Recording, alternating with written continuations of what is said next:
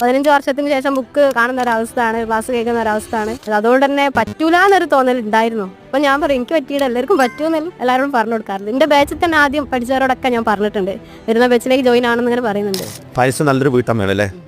വെറും വീട്ടമ്മയാ പോരാ, ജോലിയുള്ള നല്ലൊരു വീട്ടമ്മയായിരിക്കണം അല്ലേ?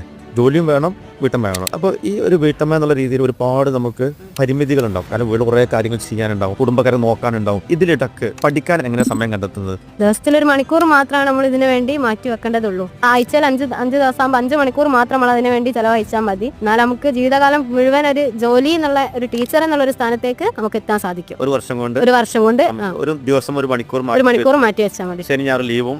ശനി ഞായർ ലീവാണ്.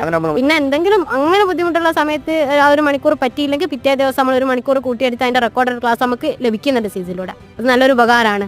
അല്ലാതെ ഇത് മാത്രമാകുമ്പോൾ നമുക്ക് പറ്റൂലല്ലോ. 1 മണിക്കൂർ അഥവാ അന്ന് ചെലവാക്കാൻ പറ്റിയില്ലെങ്കിൽ റെക്കോർഡഡ് കിട്ടുന്നതുകൊണ്ട് ബുദ്ധിമുട്ട്.